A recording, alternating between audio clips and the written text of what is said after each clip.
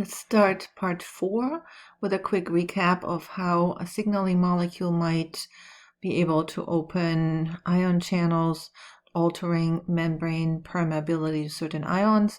So here it could either be done directly, the signaling molecule binding to a receptor that happens to be an ion channel, and that event of the signaling molecule binding to this receptor opens this ion channel, and then the membrane potential will change because the permeability to ions is changed. A good example for this is acetylcholine binding to the acetylcholine receptor at the neuromuscular junction. That opens the ion channel, and that alters the membrane potential of the muscle cell membrane, and that ultimately causes the muscle to contract after several more steps, of course. Also, we can use a G protein coupled receptor where the signaling molecule binds to the G protein coupled receptor. The G protein then could either directly or indirectly open an ion channel. If it does it directly, then the G protein just bumps into its next door neighbor, which in this case happens to be an ion channel, and that opens or closes this ion channel, and then the membrane potential will be altered because the flux of ions through this channel will be changed. Or it could be happening indirectly, where the G protein activates some sort of other signaling molecule. Could be a kinase, could be cyclic AMP, and then that could cause this ion channel to open or close, and thereby altering the membrane permeability to certain ions. So let's take a look at the summary map of signal transduction. I have to admit that I'm not a big fan of this particular summary right here. It's more confusing than what it needs to be, although admittedly this is not the easiest topic that we have here. Take a look at some of the aspects here. So we just talked about ion channels and how they can be opened directly, so that would be like this, or indirectly through a G protein, for example. So you'll find all the stuff that we just talked about summarized right here, but I have to say that if it was me, I think I would prefer the slide that we had in the I think it was the second lecture, second part of this series. So let me go back to that one. So here, this is my favorite summary slide. And the G protein coupled receptors being the #1 favorite here for our class. The ion channel type of receptors being the #2 favorite. And the tyrosine kinase receptors the #3 favorite. Just remember for the G protein coupled receptors, our main pathways are either cyclic AMP or phospholipase C, and then also the indirect opening of ion channels. For the ion channels here, we can either open them directly or we can open them indirectly with a G protein or a second messenger. And then the tyrosine kinase receptors, they kind of take a back seat in our class because we don't really talk that much about these type of receptors. Back to the summary map that you find in your textbook. As I said, I don't even think this is worth it that much. If you like this particular figure, you can study with it, but in my opinion, you're better off with the initial presentation of the 3 different types of signal transduction receptor molecules. Okay, so here we have one more scenario, and that will be calcium as an intracellular messenger, which is very important. And so let's see how we can increase the intracellular calcium concentration. So one way would be that you're using an electric signal, like a change in membrane potential that opens a calcium channel directly. So a change in voltage and membrane potential here will open this voltage-gated calcium channel. So that's one scenario that happens in the heart and in various other places in the human body. Or you can use an electric signal that then releases calcium from intracellular stores, and that can happen. One scenario we talked about previously, and there is IP3 as a second messenger. That would be a chemical signal that could open calcium gates and release calcium from intracellular stores. In the muscle lecture, we will be talking a lot about release of calcium, and so we'll get back to that then. And as soon as the calcium concentration inside of the cell increases, calcium can act as a second messenger. It can bind to proteins. It can activate kinases indirectly.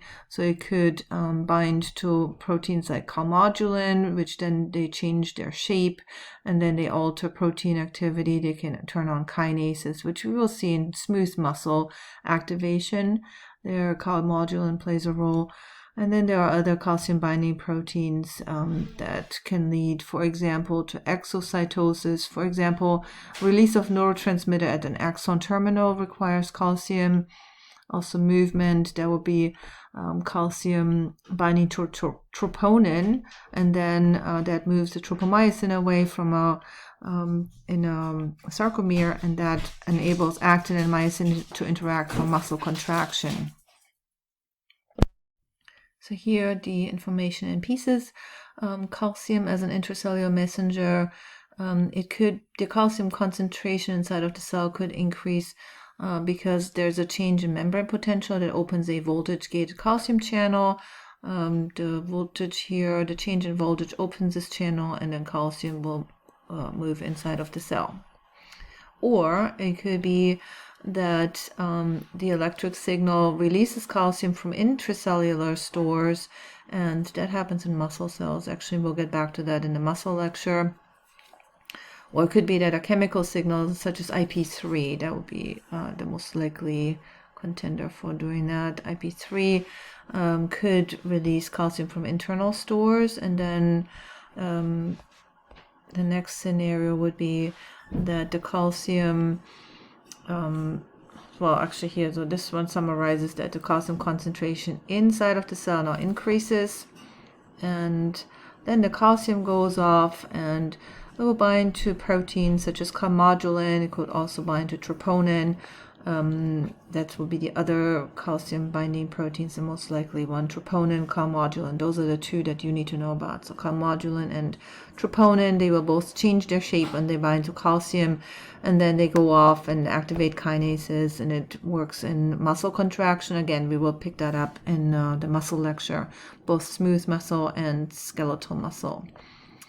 And here the finishing off, one last thing to remember would be exocytosis. So the release of neurotransmitter at an axon terminal also depends on the calcium concentration, and this would be a calcium influx causing these vesicles to fuse with the plasma membrane of the axon terminal, and that will release the neurotransmitter. Here, gases as signaling molecules. The most important one in this category would be nitric oxide. You might not even think as nitric oxide as a signaling molecule. It's just NO, a gas, no receptor needed.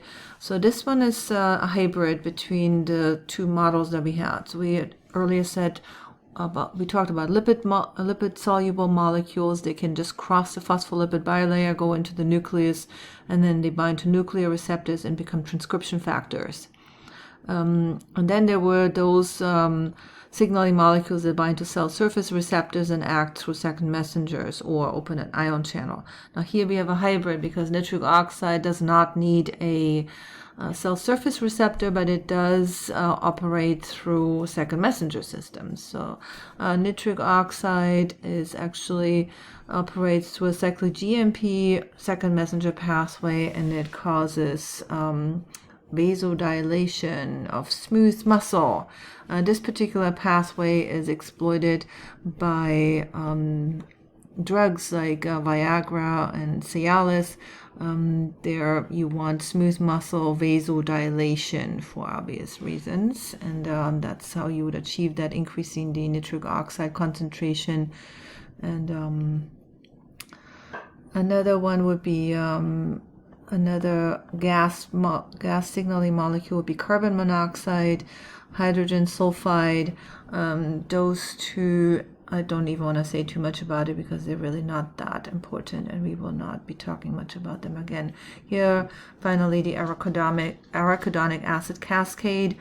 Something interesting to know about this one would be, here would be a membrane phospholipid that causes phospholipase A2, PLA2, to be activated, and that will cause arachidonic acid to be split into prostaglandins, thromboxanes, and leukotrienes.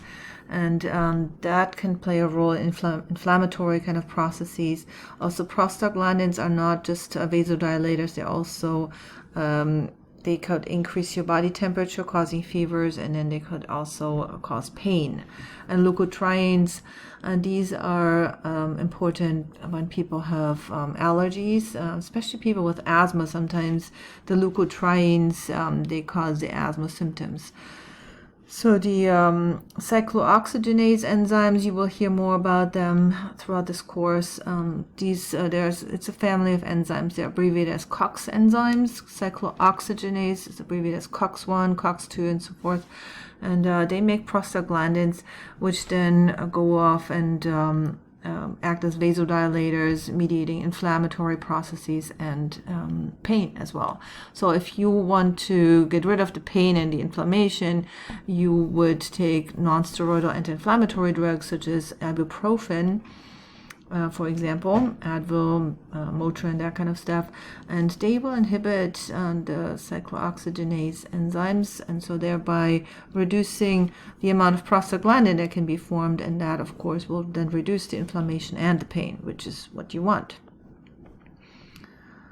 So here, that's the write-up. Here, this slide will explain the leukotrienes. That was this pathway right here. The leukotrienes, they play a role with asthma people, and also anaphylaxis, which is a serious allergic reaction that actually can be fatal. And then the prostaglandins, as we just mentioned, inflammation, pain, those are the main things. Also fever.